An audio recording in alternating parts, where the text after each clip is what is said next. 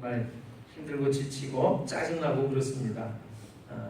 그래서 오늘 하나님께서 우리 모두를 부르셔서 이 쉼이 있는 장소, 안식이 있는 자리에 우리를 불러주신 줄로 믿습니다. 아멘. 새로운 힘과 용기와 소망을 얻고 돌아가는 복된 예배와 복된 시간이 다 되시기를 주님의 이름으로 축원합니다. 아멘.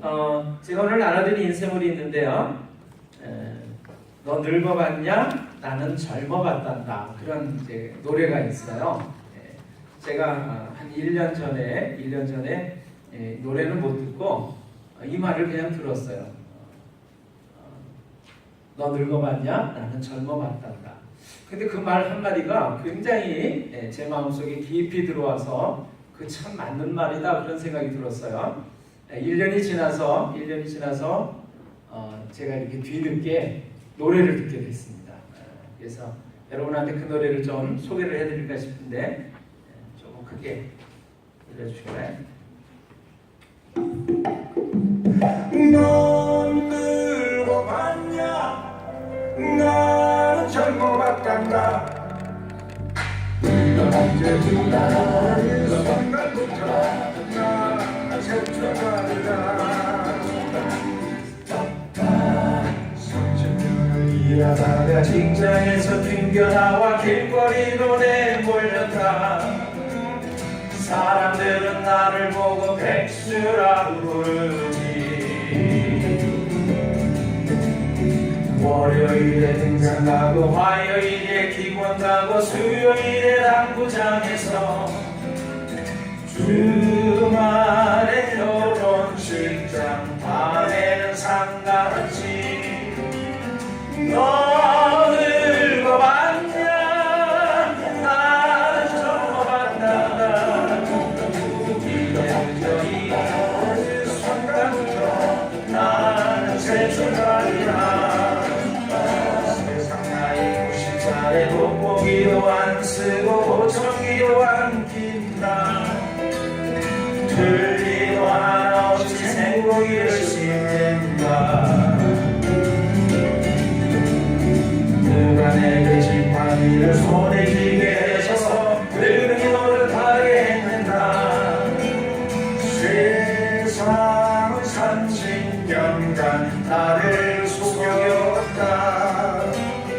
너 늙어봤냐? 나는 젊어봤단다. 이제부터 이 순간부터 나는 새쳐가리라.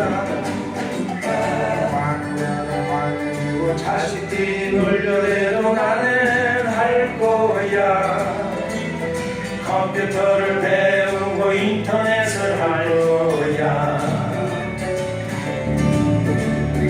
서양말도 배우고 중국말도 배우고 아랍말도 배워서 이 넓은 세상 구경 떠나나 볼 거야. 너 늙어봤냐? 나는 젊어봤단다. 이제부터 이 순간부터 나는 새출발이다.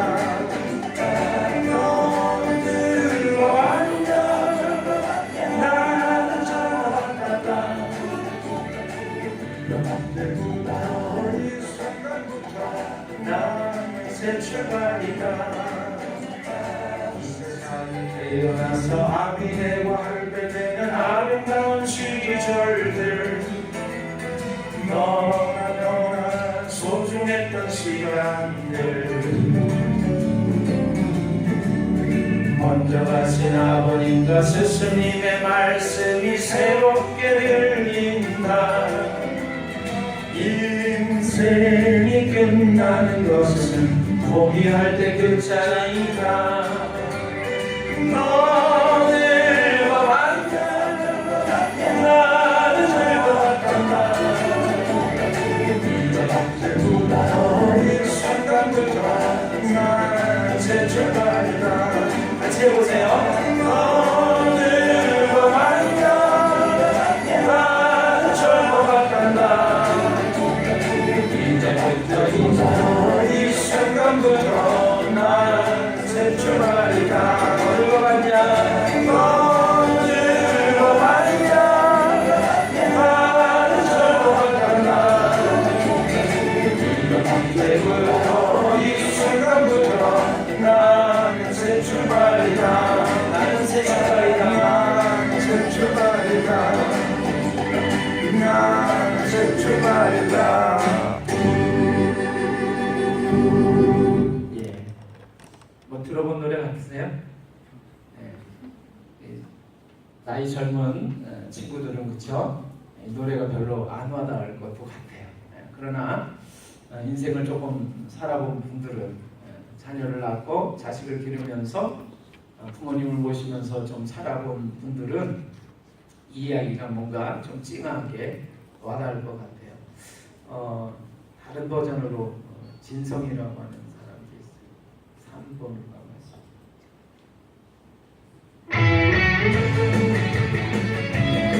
그냥 이 노래를 들으시면서 가사말을 한번 보세요. 여러분에게 나는 인생을 보시면 좋겠습니다. 너는 거 같냐 나는 철거했단다. 이제부터 이 순간부터 나는 새 출발이다. 30년을 일하다가 직장에서 튕겨나와 거리로 내몰렸다. 사람들은 나를 보고 백수로 부르지.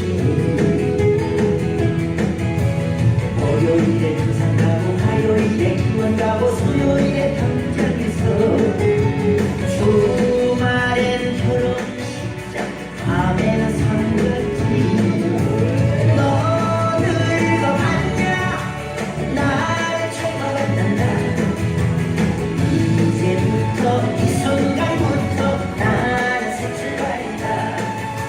세상 나이 90년에 정보비도 안 쓰고 부총비도 안 낀다. 저희도 하나 없이 생고기를 씁니다. 누가 내게 직함을 손해주게 했어. 늘 노릇하겠는가. 세상은 30년간 나를 속였다. 너 늙어갔냐 나는 철거했단다. 이제부터 이 순간부터 나는 새 출발이다.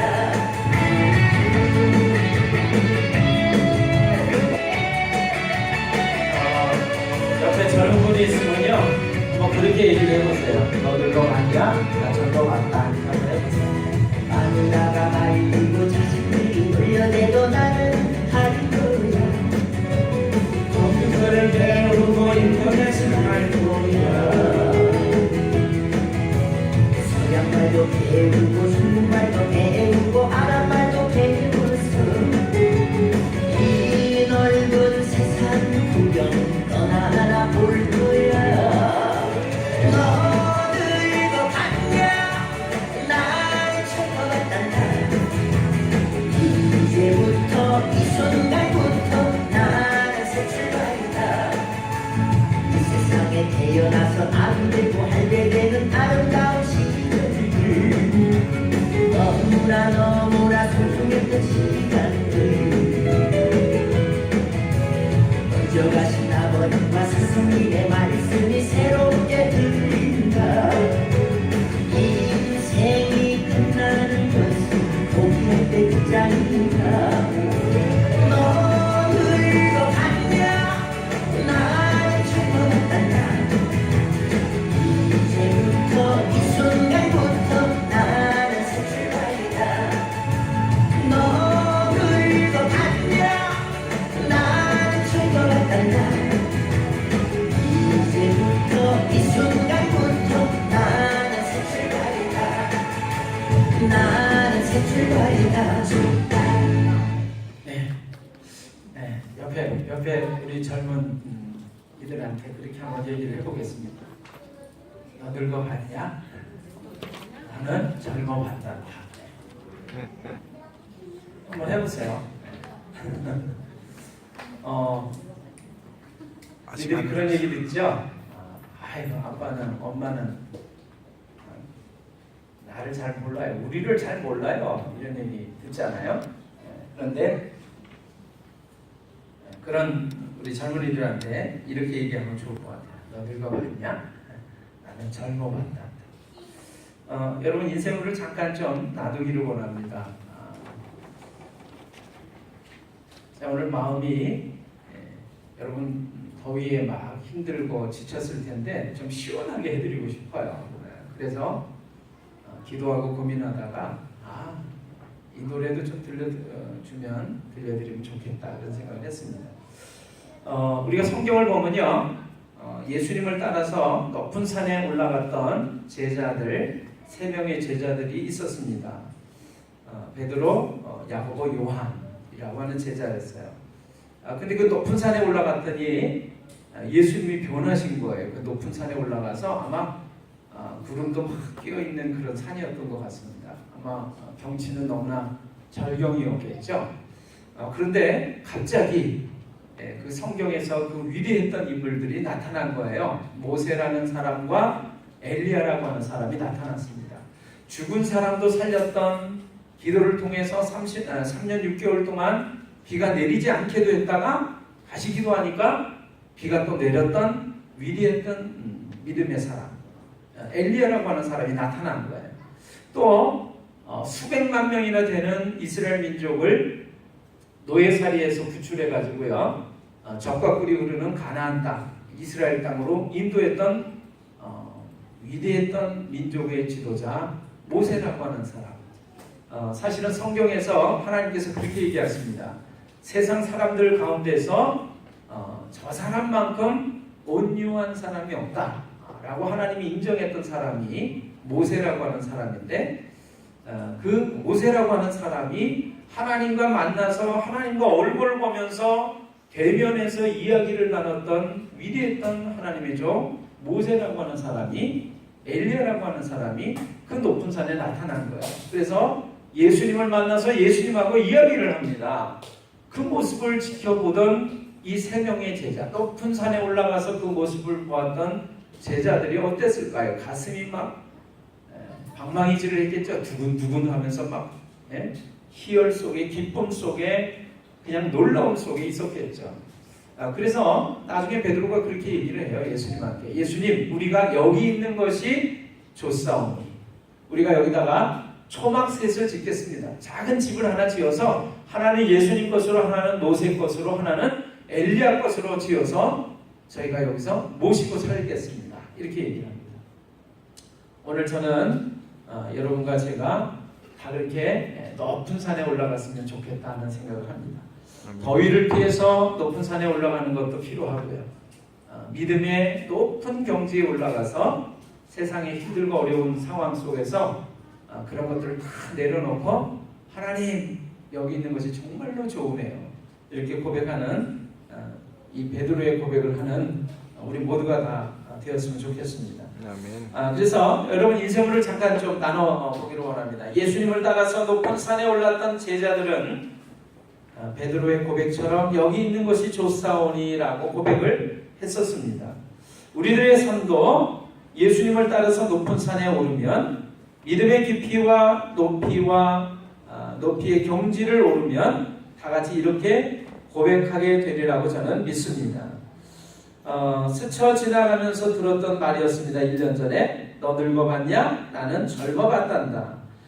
나이든 사람에 대한 대접이 세상 모습에 쓸쓸할 때가 종종 많습니다. 온갖 새로운 지식들이 넘쳐나고요, 첨단과 기술들이 쏟아지는 이 시대에 나이든 분들이 퇴물 취급을 받기도 합니다. 그런데 여러분, 오늘 하나님의 말씀을 기억하시면 참 좋겠어요. 저는요, 어린 시절에는 가톨릭 교회 성당에 가서 예배를 드렸습니다. 가톨릭 교회 예배는 미사라고 하는데, 미사를 이끌어가는 분은 이제 신부님이시죠. 근데 그 신부님이 이 앞자리에 나서서, 강단에 올라서서 이렇게 얘기합니다. 하나님의 말씀을 간단하게 얘기해주고 이렇게 모든 이들에게 선포합니다. 이것은 하나님의 말씀입니다. 그러면 모든 분들이 다 뭐라고 그러냐면 아멘 그러는 거예요. 저는 오늘 하나님의 말씀을 여러분들에게 들려드리기를 원합니다. 너는 셋머리 앞에서 일어서고 노인의 얼굴을 공경하며 내 하나님을 경외하라. 나는 여호와이니라. 레위기서 19장 32절의 말씀입니다. 너는 셋머리 앞에서 일어나고, 셋머리가 뭐냐면 하얗게 휘어진 머리를 얘기하는 거예요. 너는 흰머리 노인이 들어서면 어떻게 하라는 거예요? 그 자리에서 일어나라는 거예요. 예? 너는 셋머리 앞에서 일어나고 노인의 얼굴을 공경하며 나이 드신 어른을 공경하라는 거예요. 존경해주고 높여주고 위해주라는 거예요. 그것이 하나님의 말씀입니다. 너는 셋머리 앞에서 일어나고 노인의 얼굴을 공경하며 내 하나님을 경외하라. 이것이 하나님의 말씀입니다. 아멘 안 하시나요? 아멘. 네, 이것이 하나님의 말씀입니다. 아멘. 네. 하나님의 말씀을 우리가 행하고 그대로 살 때 복이 되는 말씀입니다. 그렇게 사시기를 여러분 주님의 이름으로 축원합니다. 아멘. 자, 왜 하나님은 노인을 공경하라고 말씀하고 있는 것일까요? 인생은 매우 짧습니다. 그렇기 때문에 나이가 들면서 배우는 것들을 다른 어떤 것으로도 알 수가 없기 때문에 그렇습니다. 우리는 30대에 알 수 있는 것을 20대에 알 수 없으며 40대에 알 수 있는 것을 30대에 결코 알 수가 없습니다. 50대에 알 수 있는 것을 40대에 알 수가 없고요. 그러므로 우리는 이 짧은 인생을 살아가면서 노인을 공경해야 합니다. 이것은 하나님의 말씀입니다. 아멘. 노인을 공경하고 셋머리 앞에서 일어서는 것이 하나님의 뜻입니다. 여러분 부모님 공경을 왜 해야 되는지 그래서 더 설명하지 않아도 아실 것입니다. 나이 드신 어른들을 우리가 공경하고 흰머리 앞에서 우리가 일어서는 것이 마땅하다면 우리를 낳고 길러주신 부모님을 공경하고 사랑하고 존경하고 또 순종하는 것은 하나님의 말씀이면서 하나님의 우리를 향하신 뜻인 줄로 믿으시기를 바라요. 아멘. 자, 이것은 오늘 여러분과 제 마음을 여는 이야기로 여러분들에게 들려드린 것입니다. 제가 덥고 힘들고 짜증나는 이 여름이라고 하는 시간 속에서 재미난 영상을 하나 받았어요. 당신은 사랑받기 위해 태어난 사람이라고 하는 영상이었습니다. 옆에 분 보시면서 우리 인사 좀 하실까요? 당신은 사랑받기 위해 태어난 사람입니다. 크게 좀 하세요. 크게. 당신은 사랑받기 위해 태어난 사람입니다. 네. 맞습니까? 아멘. 네. 영상을 하나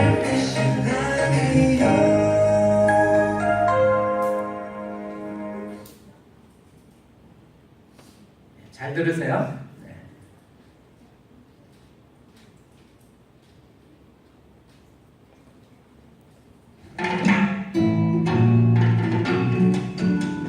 저는 30 초반의 남자입니다. 한창 불타게 연애를 해도 부족할 이 나이에 얼마 전 사귀던 여자친구와 헤어졌죠. 정확하게 말하면 차였습니다. 여자친구에게 차이고 터덜터덜 집으로 가던 지하철 안. 제 맞은편에 잔뜩 취한 한 아가씨가 혀고 못하는 소리로 통화 중이었죠. 어떻게 오빠 나한테 헤어지자고 할 수가 있어? 대박, 나 완전 어이없잖아. 오빠, 내가 어디가 마음에 안 든대? 여보세요? 또 끊네. 그때부터 그 아가씨는 양쪽에 앉아있던 사람들을 붙잡고 다시 주정을 시작했습니다.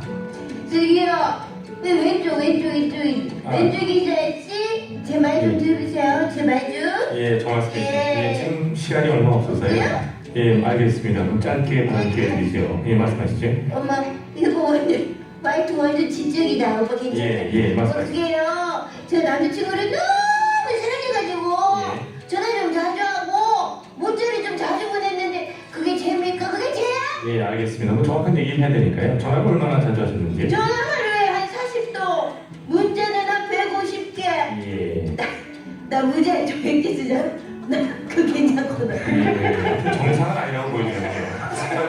손정이라고 했습니다. 왜 오빠 진짜 됐고 저기야 그 오저씨 아, 네, 차주리, 무슨 일입니까? 안녕하세요. 정경미요 아저씨 내 말 알아요?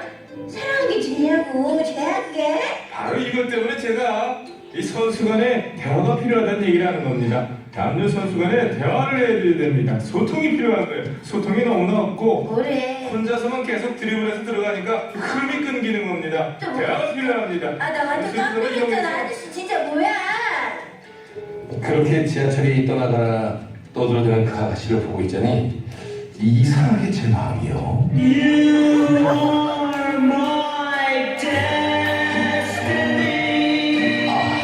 상처받은 그 모습이 왠지 나를 보는 것 같고 왠지 같이 마주보고 앉아서 차 한잔하면서 이야기를 하고 싶더군요. 하지만 용기가 없었던 전 그냥 그 아가씨를 놓치고 말았고 그 후로 꽤나 오랜 시간 그 아가씨를 다시 볼 수 없었습니다. 군대 때부터 알아왔던 저의 치질이 재발해서 저는 병원 신세를 져야 했거든요. 아이고 도대체 치질 수술만 몇 번째고. 이따가 목사님이 기도해 주시러 오신다 했으니까 그 눈곱이나 좀 떼고 있어라. 엄마, 설마 나 치질로 입원했다고 교회 사람들한테 다 말한 거야? 그러면 얘기했지. 아이고 마침내 저기 오시네. 아이고, 이게 웬일입니까? 에? 괜찮아요? 아니 그게요. 제가 알겠습니다. 이제부터 우리가 네? 기도의 힘으로 참 표현 난감합니다. 진짜 뒤쪽 후반부위 낫게 해보지요. 저희 8인실 병동인데요. 시끄럽지요. 네. 그러면 기도 올리지요. 여기다 손을 대. 지요. 이영인 양이 지금 치질이라는 몹쓸 병으로 고통받고 있어. 지요. 그 얼마나 아프고 쓰라렸겠습니까? 치핵을 제거하는 대대적인 수술을 받았다고. 부디 수술 부위가 자라고 아버지의 어린 양이 하루빨리 태어나는 그날이 올 수 있도록 눈동자처럼 지켜 보살펴 주시옵소서. 씩씩씩. 아 주여. 주여. 그 얼마나 나 뜨겁던지요. 저는 목사님이 하시자마자 병실 밖을 빠져나왔는데요. 어라? 이게 웬일입니까? 옆쪽 여자 병실에 열린 문틈 사이로 그때 그 지하철에서 봤던 그 아가씨 얼굴이 보이는 게 아니겠어요? 그런데 그 앞에는 웬 스님 한 분이 그 아가씨를 내려다보면서 온화한 미소를 띠고 계셨습니다. 얼마나 걱정이 많으십니까? 그래 아픈 분은 뭐좀 어떠십니까? 그게 저는 괜찮아요. 아 엄마는 왜 스님까지 오시려고 그랬어요. 부끄러워하지 않아도 됩니다. 우리 경미 보살님 위해서 작게나마 제가 힘을 실어드릴까 합니다. 그럼 말씀하겠습니다. 당신은 사랑받기 위해 태어난 사람. 당신의 양보로 사랑받고 지요. 당신은 사랑받기 위해 태어난 사람.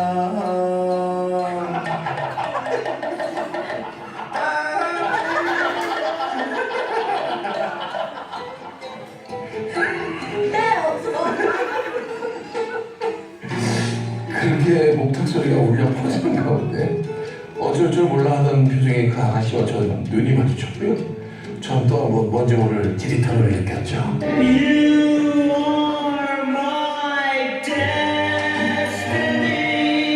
그러다가 휴게실에 혼자 앉아있던 그녀에게 전 용기를 내서 말을 걸었습니다.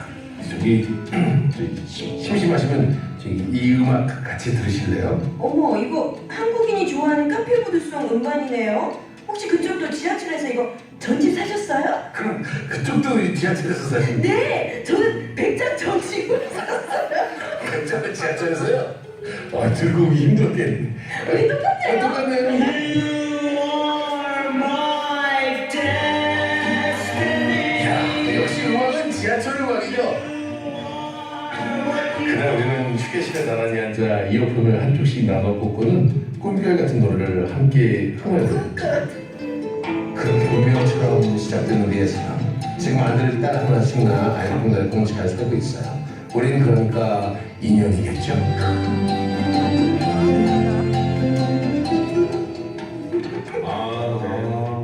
저희 오늘 이 사연의 핵심은 아, 그 불경이었네요. 예, 한 번만 더 들어볼 수 있나요? 아, 불경. 네. 자, 시작합니다.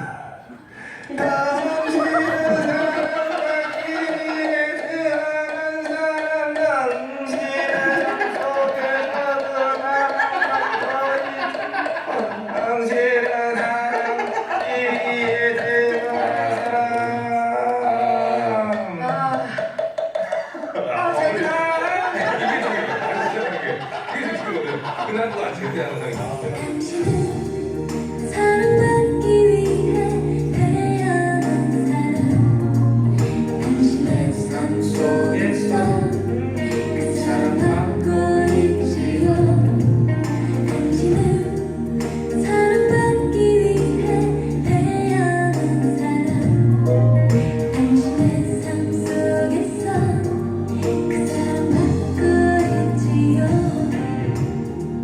네.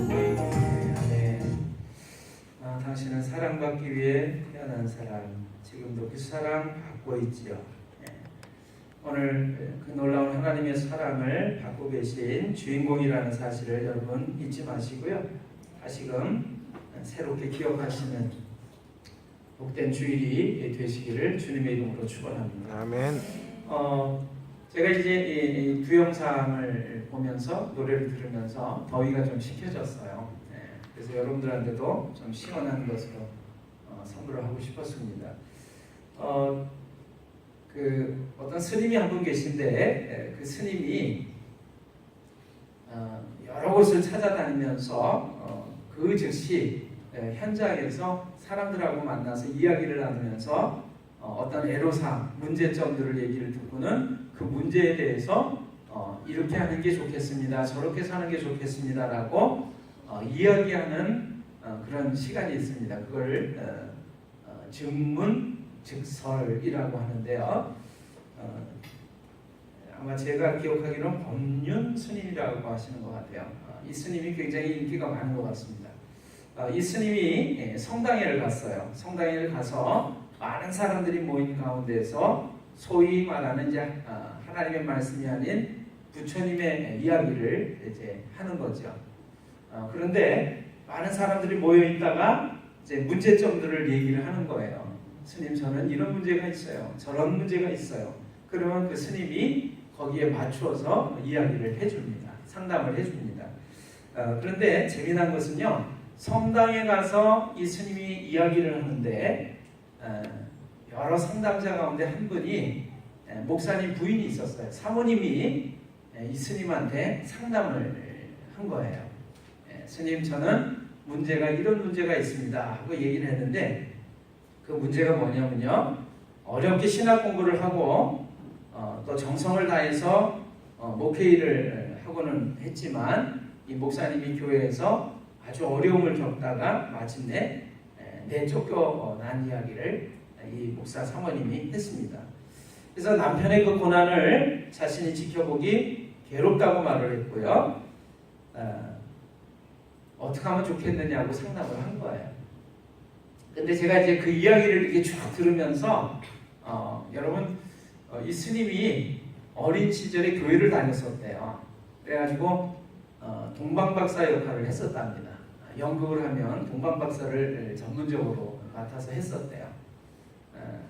그래가지고 이제 아마 성경에 대해서는 좀 많이 또 아셨던 것 같습니다. 그래서 이 목사님 부인이 상담하는 이야기를 얼마나 잘 은혜롭게 또 성경적으로 잘 상담을 해줬는지 몰라요. 그래서 그 제목이 뭐냐면 사모가 스님에게 길을 묻다, 그런 제목이었습니다. 그런데 여러분들에게 그것을 잠깐 제가 좀 소개를 해드릴까 싶어요. 스님의 얼굴을 볼 수 없는 3층 끝자리까지 꽉 들어찬 청중들이었습니다. 모두들 분명 오늘 하루 바쁘고 힘들게 살았었겠지요. 어떤 이들은 그저 스님 모습을 가까이에서 보고 싶어서 한참을 서서 듣기도 했고, 또 어떤 이들은 졸음을 쫓기 위해서 선체로 스님의 법문을 들었습니다. 모두를 웃고 고개를 끄덕이고 때론 눈물을 지으면서 스님과 질문자들의 이야기에 귀를 기울였습니다. 그 중에서 목사님을 남편으로 둔 아내의 고민과 스님의 답변을 소개를 합니다. 질문자는 남편이 교회 부흥을 위해서 부단히 노력을 해왔지만 늘 어려움과 핍박을 받았다면서 안타까워했습니다. 자, 이야기를 소개합니다. 지혜롭고 자애로우신 스님께 여쭐 수 있도록 허락해 주신 하나님께 감사를 드립니다. 모두들 크게 웃었어요. 시작이 좋네요. 성실하고 최선을 다하는 남편에게 길이 열리지 않고 악한 일을 겪으니 괴롭습니다. 저희 남편은 개신교 목사님인데 국내에서 석사학위를 마치고 세계 유수대학에서 박사학위를 받았습니다. 형제 많은 가난한 농가에서 태어난 남편은 쉽지 않은 길이었지만 유학길에 오르기 전에 5단체의 장학생으로 선발되었으나 결국은 장학금을 받지를 못했습니다. 선발자가 자기가 아는 지인으로 장학금 수요자를 변경해서 가로챘다는 사실을 뒤늦게 알고 실망이 컸지만 꿈이 있었기 때문에 열심히 했었습니다. 학위를 취득한 후에 돌아와 연구하면서 강사 생활을 하다가 교수로 임용될 기회가 있었는데 그때도 연구 실적이나 심사 기준에서 1등이었던 남편이 아니라 2등인 사람이 인맥을 내세워서 임용이 되었습니다. 많이 울고 절망했지만 하나님의 뜻이 다른 곳에 있으리라고 믿고 견뎠습니다. 그러다가 어떤 교회에 초빙이 되어서 목회를 하게 되었는데 제 남편 전에 여러 명의 목사님들을 핍박해서 내쫓은 전력이 있는 교회였습니다. 교회의 역사가 그렇다 보니 성도들은 다 떠나버리고 시골의 집성촌처럼 한 일가를 중심으로 하는 소수만 남아 있었고 개중 대부분이 장로들과 권사님들이었습니다. 남편은 6년간 새벽부터 밤늦게까지 최선을 다하면서 사랑으로 성도들을 보살피고 교회를 새로 일으키는 데 힘을 썼습니다. 그런데 장로들이 5년째 되는 해부터 1년 동안 핍박과 조롱과 멸시와 인격 모독을 비롯한 온갖 악랄한 방법으로 괴롭혀서 결국 남편은 올해 3월에 쫓겨나고 말았습니다. 용서하자 마음 먹다가도 장로면서 교회가 어찌 이리 악할 수 있는가 싶어서 참담하고 억울하기만 합니다. 이제 이 상담하는 기분이 울먹였어요. 이런 나날이 2년 정도 계속되다 보니까 마음도 몸도 많이 상했습니다. 제가 어떻게 기도해야 남편의 길이 열릴까요? 어떻게 해야 늘 최선을 다하지만 빼앗기기만 하는 이 남편한테 하나님께서 교회를 교회되게 하고 성도를 성도되게 하는 지도자로서의 길을 열어주실까요? 더불어 여쭙고 싶은 한 가지는 가족과의 관계입니다. 시어머니는 삶이 힘들다 보니 저에게 악담을 퍼붓거나 화풀이를 많이 하셨습니다. 그동안은 이해하고 살았는데 우리 부부가 이렇게 어려운 일을 겪고 나니 부모 형제가 다 소용없다는 생각이 들어서 서운합니다. 너무 힘들어서 부끄럽게도 가끔은 살고 싶지 않다는 생각마저도 듭니다. 그리스도의 제자로서 그런 생각을 하면 안 되지만 제가 너무 가치 없는 존재로 느껴집니다. 제가 어떻게 해야 할까요? 그랬더니 스님이 이분을 위해서 큰 격려의 박수를 한번 부탁드립니다 그랬어요. 여러분도 한번 박수 좀 쳐주실까요? 이 정도 박수를 듣고서 힘이 나겠습니다. 여러분의 박수 소리를 듣고 그 사모님이 힘이 되셨을 것 같아요. 이 스님이 이렇게 얘기를 했습니다. 이건 어떤 인생의 길을 선택하느냐의 문제입니다. 그리스도의 길을 따를 것인지 세상 사람들의 길을 따를 것인지를 먼저 선택하셔야만 합니다. 관점이 이리 갔다 저리 갔다 하기 때문에 지금 혼란스럽지 않나 싶거든요. 그리스도의 길을 따른다는 관점에서 보면 지금 아무 문제가 없어요. 그런데 세상 사람들의 길을 따른다는 관점에서 본다면 굉장한 고난을 겪고 있지요. 내가 어느 쪽을 선택하느냐라고 하는 문제인데 질문자는 지금 세상의 길이라는 관점에서 그 관점을 가지고 바라보고 있습니다. 그러나 세상 일이 뜻대로 안 되고 많은 어려움과 고통을 겪느라고 원망도 생깁니다. 그래서 교회에 다니기는 하지만 질문자의 신앙은 그저 어려울 때 하나님이 돌봐주기를 바라는, 즉 나를 중심으로 놓고 하나님의 복을 비는 신앙의 틀을 못 벗어나고 있어요. 그런 관점에서 보면 하나님까지도 원망스럽습니다. 그런데 남편이 목사의 길을 갈 때에는 세속의 이익이나 명예나 지위를 추구하는 길을 가는 것이 아니라 예수님을 따르는 길, 즉 고난의 길을 선택한 것입니다. 그렇다면 지금 이 길은 축복받은 길이라고 볼 수가 있습니다. 이 두 가지를 섞어서 생각을 하니까 혼란스러운 겁니다. 예수님은 고난의 길을 가신 분이잖아요. 한 번도 사회 기득권층으로부터 예수님이 인정을 받거나 환영을 받은 적이 없고 마지막에는 모함을 받아서 사형언도를 받고 십자가에 못 박혀 돌아가셨잖아요. 그런데 그때 예수님이 뭐라고 말씀하셨죠?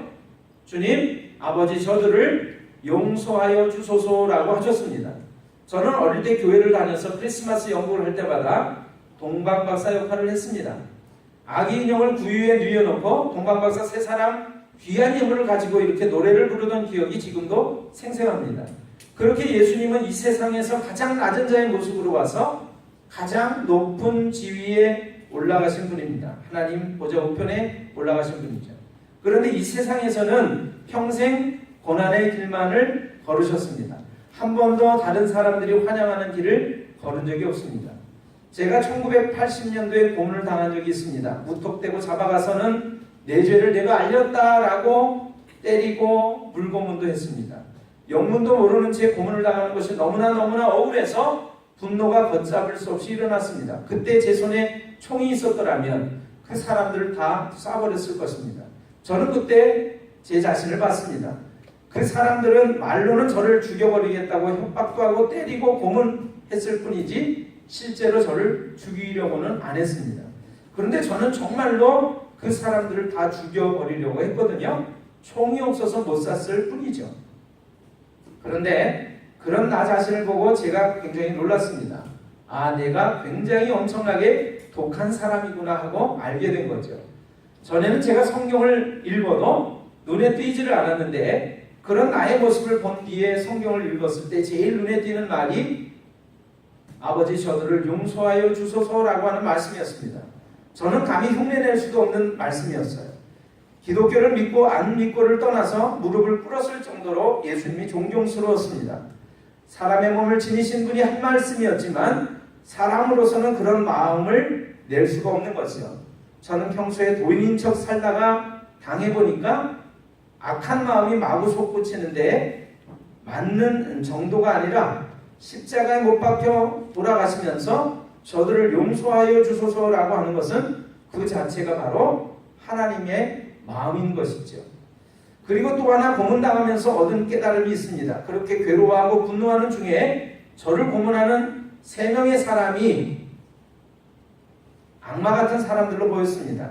예수님을 못 박은 사람들은 둘이었지만 저를 고문한 사람은 3사람이었습니다. 안 웃으시네요. 막 웃었어요. 이 청중들이 막 얘기를 하면서도 굉장히 재미나게 얘기를 하셨어요. 그런데 고문을 하다가 중간에 쉬는 시간이 있었습니다. 저를 위해서 쉬는 것이 아니라 자기들이 힘들어서 쉬면서 담배도 피면서 잡담을 나눕니다. 그런데 그날이 마침 11월 15일 예비고사 날이었습니다. 요즘 말로 하면 수능 시험을 보는 날이었죠. 제가 사시나무 떨듯이 벌벌 떨고 있는데 옆에서 자기들끼리 앉아서 담배를 피우면서 한 명의 동료들에게 이렇게 말을 하는 겁니다. 야, 오늘 우리 딸이 시험을 잘 쳐야 할 텐데 잘못 쳐서 서울에 있는 4년제 대학을 못 가고 지방대를 가면 내 박봉에 어떻게 그것을 뒷바라지 하겠어?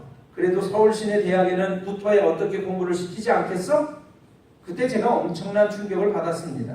악마인 줄 알았더니 악마가 아니라 그냥 우리 주위에 있는 애들 아빠인 거예요. 아까 저한테 그렇게 악독하게 굴던 사람들이 앉아서 담배를 피우면서 하는 이야기가 딸 걱정인 겁니다. 퇴근하고 집에 가면 저 사람도 한 아이의 사랑하는 아버지, 한 여인의 사랑하는 남편, 한 노인의 사랑하는 아들일 것입니다. 고문실을 나가서 사무실에 앉으면 착실한 직장인이 되고요. 그때 제 속에 있던 분노와 증오심이 확 녹아내렸습니다. 제가 그 경험을 안 했다면 아마 고문당한 경험이 굉장한 상처가 되어서 이놈의 자식들 나가기만 해봐라, 다 죽여버린다 이러거나 나중에 민주화가 된 뒤에 그 명단을 찾아서 처벌하려고 했을 것입니다. 수행자가 증오심을 갖고 있으면 안 되잖아요. 그런데 그 경험을 통해서 제가 증오심을 내려놓게 됐어요. 이 경험을 하고 나니까 그 전에는 아무리 읽어도 안 보이던 성경 구절이, 그리고 그 뒤에 구절이 눈에 딱 들어왔습니다. 예수님의 말씀을 보면 그 뒤에 구절이 저들은 자기들이 하는 행동을, 지은 죄를 모릅니다라는 것이었습니다. 고문당하는 저에게는 죽일 놈들이었지만 그 사람들은 자기가 죄를 짓는다고 생각하지 않고 공무집행하는 중이라고 생각하는 겁니다. 다시 성경으로 돌아가 보면 예수님을 십자가에 매단 사람들은 요즘 말로 하면 교도관들입니다. 사형 선고를 내렸으니 그 사람들이 집행을 하는데 그 당시 사형 집행 방식이 교수형도 아니고 총살형도 아니고 십자가형이었습니다. 거기 매달아 뒀다가 죽으면 내리고 다시 새로운 사형수를 매다는 일을 어부가 물고기를 잡듯이 매일 출근해서 하는 사람들인 겁니다.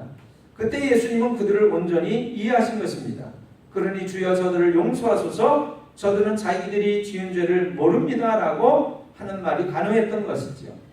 저도 악한 마음이 내려놓아진 것은 용서해주고 싶어서 혹은 용서를 하려고 해서 된 것이 아니라 그들에 대한 이해를 했기 때문이었습니다. 딸 입학시험 이야기하는 것을 들으면서 그냥 평범한 사람이었구나, 나에게는 악마 같지만 자기들은 전혀 모르고 그냥 공무집행하는 중이구나 라고 하는 것을 알게 된 것이죠. 여러분, 제가 이거를 다 소개해드리고 싶은데 시간이 없습니다. 한 17페이지 정도 되는 이야기예요. 그런데 그냥 몇 점만을 말씀드린다면, 여러분, 그 불경만을 읽을 것 같은 스님이 성경을 너무나 잘 읽고 있다라고 하는 것이고 잘 알고 있다는 것입니다. 그래서 무슨 얘기를 했냐면, 예수님을 따라가는 삶을 살아가는 것이 목사님의 길 아니겠습니까? 그렇다면 사모님은 그런 목사님을 따라서 그 목사님이 제대로 길을 가도록 도와주는 그런 사람입니다.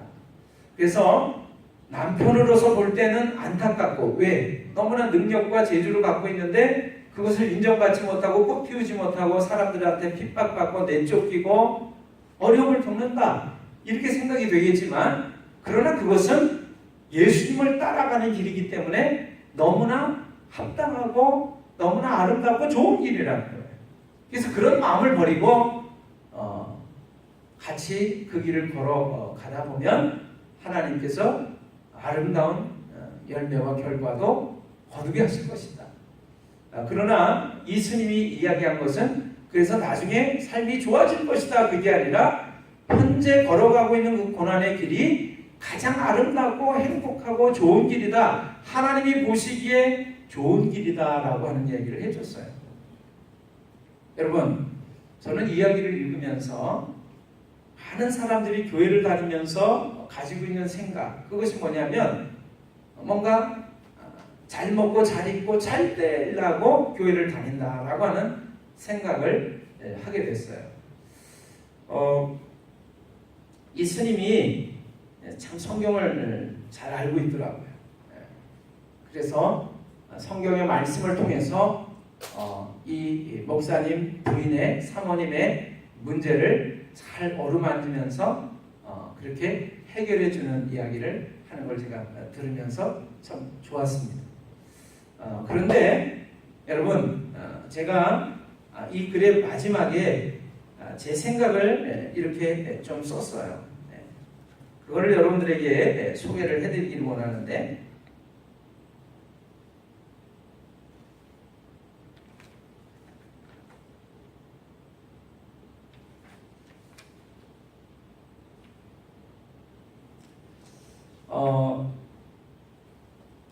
여러분, 우리가 삶을 살아가면서 문제와 어려움을 겪을 때 뭔가를 이것을 헤쳐나갈 수 있는 그 방법이 이렇게 하는 것이구나, 저렇게 하는 것이구나 라고 하는 것을 깨달을 때가 있습니다. 그러나 하나님의 말씀은 우리가 그 문제에 대한 어떤 깨달음을 얻는 것이 구원의 길이라고 말씀해 주고 계시지 않습니다. 제가 이 스님의 이야기를 들으면서 많은 것들을 느끼고 깨달을 수 있었지만, 많은 사람들이 마음이 어루만져졌지만, 제가 그 이야기를 보면서 하나님의 말씀과는 다른 것들을 보게 됐어요. 여러분, 문제에 대해서 어떤 것들이 깨달아졌다라고 해서 그것이 그 문제를 해결하는 구원의 길이 되는 것은 아닙니다. 또 하나, 그 문제와 어려움 속에서 힘들고 어렵지만 바르게 살아가는 것, 온전하게 행동하는 것도 역시 구원의 길은 아니에요. 불교를 비롯한 많은 종교들의 가르침은 그런 것들입니다. 그 문제와 어려움 속에서 내가 어떤 사람이 되느냐, 어떤 모습으로 어떠한 노력과 결과를 노력 끝에 애씀 끝에 몸부림 끝에 어떠한 사람이 되느냐, 그것이 구원을 받는 길이라고 가르칩니다. 그러나 하나님의 말씀은 절대로 그렇게 우리에게 말씀해주고 있는 것이 아닙니다. 하나님의 말씀은 우리에게 이렇게 가르쳐주고 계십니다. 내가 얼마나 연약하고 부족한 죄인인가 하는 것을 깨닫고, 하나님, 저는 하나님 없이는 살아갈 수 없는 존재입니다. 하나님 도와주세요 라고 하나님께 도우심을 구하는 것, 하나님의 함께 하심을 구하는 것이 구원의 시작이라고 하나님의 말씀 우리에게 가르쳐주고 계세요. 그래서 우리가 할 수 없을 때 내가 할 수 있는 게 아닙니다. 내가 할 수가 없는 것을 깨닫고 하나님 앞에 엎드릴 때 하나님께서는 하나님이시기 때문에 다 하실 수 있죠. 그래서 그 다 하실 수 있는 하나님이 친히 부족한 인간이 되셔서 내가 할 수 없는 일을 다 해주시고 그냥 받아들여라, 믿어라라고 우리에게 선물로 주신다라고 합니다. 그게 구원입니다. 그게 구원. 그래서 우리가 그 사실을 믿고 받아들이고 그래서 구원을 받게 되면 내가 이제 구원받은 사람으로서 몸부림치면서 바르게 살아가도록 애쓰는 것, 이것이 하나님이 기뻐하는 삶이라고 하는 것입니다. 제가